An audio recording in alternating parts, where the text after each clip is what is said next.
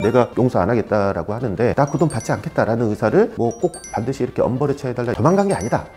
안녕하세요. 법무부인 태신의 장훈 변호사입니다. 얼마 전에 그 강남 스쿨존 사망사고 아시죠? 징역 5년을 선고한 항소심 판결에 대해서 대법원에서도 그 항소심 판결이 맞다라고 해서 최종적으로 이제 그 형이 확정이 됐죠. 유가족들의 반발도 심하고 여론의 반발도 좀 심한 그런 상황인 것 같아요. 그 사건에 대해서 제가 좀 말씀을 드려볼까 합니다. 2022년 12월 달에 오후 5시경에 스쿨존에서 30대 남성 운전자가 혈중 알코올 농도 0.1이 넘어간 상태로 운전을 하다가 지나가던 초등학교 3학년이었던 그 피해자를 치여서 사망케 한 사건이었죠. 이 사건에서 이제 문제가 됐던 거는 그 운전자가 바로 이제 그 피해자를 구호 조치를 하지 않고 한 20-30m 떨어진 자신의 집에 이제 주차를 하러 갔다가 다시 돌아왔다라고 해요. 그래서 이제 그걸 뺑소니로 봐야 되는 거냐 아니냐 뭐 이런 것도 쟁점이 있었고요. 어쨌든 해가 지지 않는 시간에 그렇게까지 만취한 상태에서 스쿨존에서 초등학생을 사망케 했다라는 사건. 그 당시에도 이제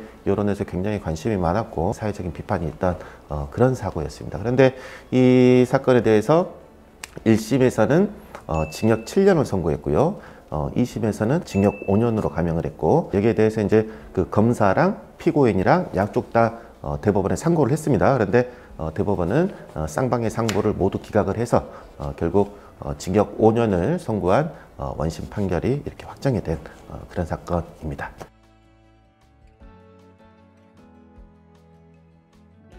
흔하다. 예.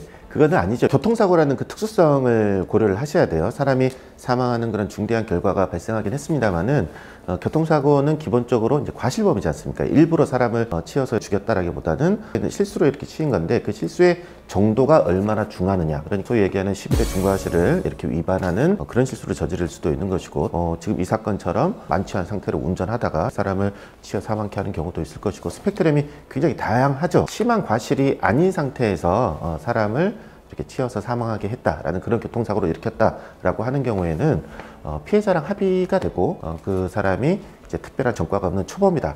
이런 경우에는 사실 실형이 아니라 집행유예 판결도 많이 나옵니다. 이 사건은 제가 서두에 말씀드린 것처럼 혈중 알코올 농도 0.1이 넘긴 상태에서 사람을 사망케 했다. 이거는 특가법상 가중처벌하게 규정이 되어 있습니다. 무기 또는 3년 이상의 형을 처벌하게 되어 있어요. 그리고 스쿨존에서 어린이를 치여서 사망케 한 경우에도 똑같습니다. 무기 또는 3년 이상의 징역이 처하게 되어 있습니다. 그리고 이 사람은 뺑소니 혐의도 받고 있었죠. 그런데 이 뺑소니 혐의에 대해서는 1심과 2심 모두 뺑소니까지는 아니다라고 해가지고 그 부분에서는 이제 무죄를 선고했습니다. 이 유죄로 인정된 범죄는 최종적으로 3개인 거예요. 위험운전, 치사, 술에 만취한 상태에서 사람을 치여서 사망케 했다. 라는 거 하나, 스쿨존에서 어린아이를 치여서 사망케 했다라는 거 하나, 그리고 음주운전 이렇게 하나, 이렇게 3가지 혐의가 유죄가 인정이 된 건데 여러 가지 사정 때문에 법원에서는 5년의 형을 선고를 했고 그게 그대로 확정이 됐죠. 저는 이것보다 충분히 더 많이 나올 수 있는 여러 가지 요건이 있었는데 그거밖에 나오지 않았다는 거는 상당히 좀 안타깝다라고 생각하는 편입니다.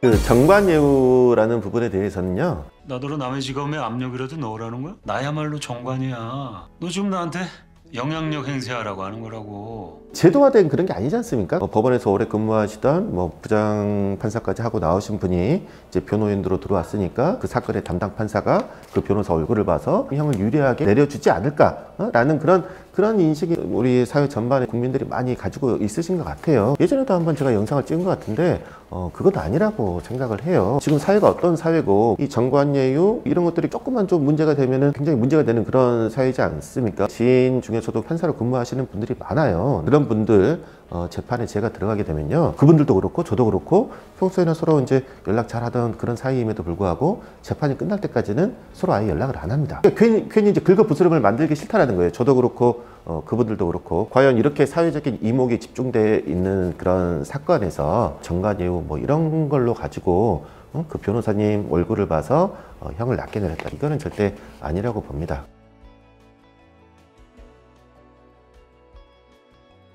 공탁금에 대해서 굉장히 말이 많더라고요. 그러니까 일단 공탁금은 양형에 있어서 유리하게 고려가 되는 그런 요소가 맞습니다. 대법원 양형기준표에도 피해 회복을 위해서 상당한 금액을 공탁하였는지 여부가 양형에 있어서 이제 긍정적인 사유로 이렇게 명시가 되어 있습니다. 이 사건은 조금 좀 그래요. 공탁이라는 게 뭔지 잘 모르시는 분들이 계실 테니까 잠깐만 설명을 드려보자면은, 피해자가 있는 형사사건에서는 피해자와의 합의가 가장 중요한 양형 요소입니다. 이 사건처럼 피해자 유족 입장에서 절대 이 사람을 용서해주기 싫은 그런 경우가 있지 않습니까? 그런 경우에는 이제 도저히 합의가 안 되기 때문에 법원에 공탁을 합니다. 공탁이라는 거는요, 그 사람을 위해서 돈을 그냥 법원에 맡겨두는 거예요. 그리고 저는 그 돈을 앞으로 절대 찾을 수가 없게 되는 거고, 그 돈은 피공탁자가 여기서는 그 유가족이 되겠죠. 그 유가족은 언제든지 찾아갈 수 있는 그런 상태에 놓여 있는 돈을 말합니다. 그런데 이제 이 피고인이 상당한 그 재력가라고 하더라고요. 기사가 한 200명 정도 되는 큰 규모의 택시회사 대표였다라고 해요. 그래서 이제 1심에서는 3억 5천만 원을 공탁을 했고, 2심에서는 1억 5천만 원을 공탁을 했다고 합니다. 그래서 총 5억을 피해자를 위해서 공탁을 했다라고 해요. 근데 피해자 유족 측에서는 나 그 돈 받지 않겠다라는 의사를 수차례 법원에 얘기를 했음에도 불구하고 법원이 그 공탁 사실을 긍정적인 양형 요소로 삼아서 형을 이렇게 조금 주는 거는, 내가 용서 안 하겠다라고 하는데 법원이 나 대신 이제 용서를 대신 하겠다는 거냐, 이런 식으로 굉장히 반발을 이렇게 한다라고 합니다. 저는 그 말이 굉장히 타당하다고 생각을 해요. 그런데 법원은 또 어쩔 수가 없이 그렇게 했을 것 같다라는 생각이 드는 게 뭐냐면요, 피해 금액을 공탁하는 게 긍정적인 양형 요소로 고려를 해야 된다라고 대법원 양형위원회 양형기준표에 정확하게 명시가 되어 있습니다. 피해자가 재판부에 나 이 돈을 받지 않겠다라는 그런 의사를 수차례 표시를 했다라고 하는데, 저희가 재판을 해보면 그런 경우 굉장히 많습니다. 어떤 경우냐면은 피고인을 위해서 계속 합의를 진행을 했습니다만 결국 합의가 안 돼서 저희가 공탁을 했어요. 공탁을 하기 전까지는 피해자가 나 공탁 필요 없다, 합의도 안 하겠다, 꼭 반드시 이렇게 엄벌에 처해달라, 이런 탄원서를 계속 꾸준히 냅니다. 그런데 저희가 공탁을 딱 했어요. 그럼 그 돈을 곧바로 찾아가는 피해자들 굉장히 많습니다. 그러니까 이제 말로 하는 것과 뭔가 정식의 법적 절차를 밟는 거는 좀 다르다는 거예요. 피고인 측에서 공탁을 했잖아요. 근데 피해자가 거기에 대해서 정식으로 나 돈을 안 받겠다라고 하는 방법이 있습니다. 공탁금 회수 동의서라는 게 있어요. 그러니까 원래는 피고인이 공탁을 하면 그 돈은 절대 찾아갈 수가 없습니다. 그런데 피공탁자로 지정되어 있는 사람이 공탁금은 찾아가도 좋다라고 공탁금 회수 동의서를 법원에 제출하면은 그 돈은 공탁자가, 그러니까 피고인이 언제든지 찾아갈 수 있는 돈이 되는 거고, 피공탁자는 그 돈을 찾아갈 수 없게 되는 거예요. 법원에서 양형 기준으로 마련해 놓은 피해 회복을 위한 상당한 금원의 공탁이라는 조건 자체가 완전히 상실되어 버리는 거죠. 이 사건에서도 유족 측에서 나 이거 받지 않겠다 이렇게 말로만 의사를 표시할 게 아니고, 그런 공탁급 회수 동의서를 정식으로 법원에 제출했다라면은 이 공탁 사실이 그 긍정적인 양형 사유로 고려가 안 됐을 겁니다. 그런데 그거를 몰랐는지 알고도 이제 하지 않았는지는 모르겠습니다만은 그 절차를 거치지 않은 게 참 안타깝다라고 생각을 했습니다. 뺑소니라는 건요, 교통사고를 내서 다른 사람을 상해, 다치게 하여 놓고 아무런 구호 조치를 하지 않고 현장을 이탈할 경우, 그런 경우에 이제 뺑소니가 되는 거예요. 그 벗어나는 대표적인 경우가 두 가지가 있습니다. 첫 번째는 몰랐다, 사고 자체를 인지하지 못했다. 이게 가장 첫 번째고, 두 번째는 도망간 게 아니다.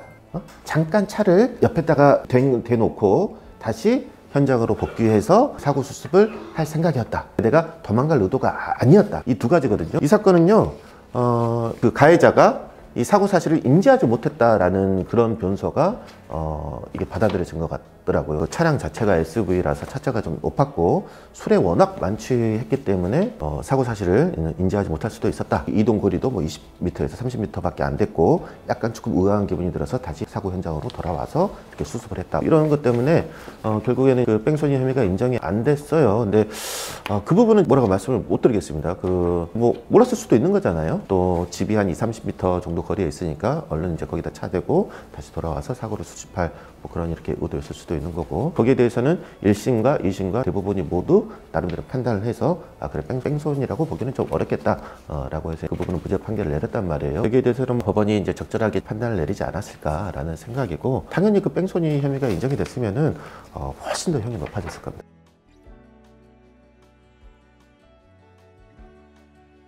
26년까지 하는 거는요, 뺑소니 사고에서 사망한 그 시신을 이렇게 유기하는 경우, 그런 경우에 인정되는 거고요. 모든 범죄 유형에 대해서 다 이게 인정이 되는 건 아닙니다. 어쨌든 이 사건은 양형이 좀 많이 낮다라는 생각을 좀 지울 수가 없어요. 그리고 이 말씀을 좀 하나 드리고 싶은 게, 그 국민들은 대법원에서 최종적으로 이제 이 5년의 형이 적당하다라고 이렇게 판결을 내린 걸로 그렇게 다들 인식을 하시잖아요. 근데 그건 아니에요. 우리나라 재판은 1심, 2심, 3심 이렇게 받을 수 있고, 이 사람은 1심에서 7년, 2심에서는 7년이 조금 과하다, 그래서 5년, 그리고 이제 대법원에서 이번에 판결이 났는데요. 대법원은요, 모든 사건에 대해서 다 판단을 하는 게 아닙니다. 어떤 사유로만 판단을 하냐면, 1심의 판단에 불복해서 항소심을 하는 경우에는 3가지 이유로 항소를 할 수 있습니다. 첫 번째는 법리를 잘못 적용했다라는 거. 두 번째는 사실이 아닌데 사실을 잘못 인정했다, 사실오인. 세 번째가 양형부당, 너무 과하다, 1심의 형이 너무 과하다 또는 너무 약하다, 이런 이유로 항소심에서는 법리오해, 사실로인, 양형부당, 이 3가지로 항소를 할 수 있습니다. 그런데 30인 대법원은요, 딱 하나로만 상고를 할 수가 있어요. 그게 뭐냐면은 법리오해, 법리 적용을 잘못했다, 이걸로만 할 수가 있어요. 물론 이제 양형부당도 있기는 합니다. 이건 굉장히 예외적인 경우예요. 어떤 경우냐면은 2심에서 사형, 무기 또는 10년 이상의 징역, 굉장히 중형을 선고했을 경우에만 대법원에서 그 양형이 적절한지 아닌지 판단을 할 수 있고, 그렇지 않은 경우에는 아예 판단 자체를 안 합니다. 상고 이유로 삼을 수가 없어요. 최종적으로 어느 정도의 징역형을 내릴 것인가에 대한 그 양형에 있어서는 사실상 2심이 거의 최종심인 거예요. 이번에 대법원에서 쌍방의 상고를 모두 기각한 거는 뺑소니 부분에 대해서 원심의 판단이 이렇게 맞는지 틀린지 이제 여기에 대해서만 판단을 한 거고, 양형에 대해서는 판단을 안 한 거예요. 그래서 저는 예전부터 그런 생각을 했습니다. 왜 상고심에서 양형 판단을 안 하나? 일반 국민들이 이제 유무죄 판단에 대해서도 굉장히 관심이 이렇게 높은 건 사실이지만은 양형 판단에 대해서도 다른 판사님들의 좀 판단을 받아볼 만한 그런 기회를 주어져야 되는 게 아닌가, 저는 그런 생각을 예전부터 했었고, 이 사건도 이제 마찬가지인 생각입니다. 그렇지만은 현재 우리나라 그 사법 체계에서는 대법원은 아예 양형 판단을 안 한다는 것. 최근에 대법원 판결이 확정이 됐기는 했습니다만은 이 5년이라는 형은 2심에서 내려졌을 때 그 양형에 있어서는 끝났다라는 거, 이거를 아셨으면 좋겠습니다.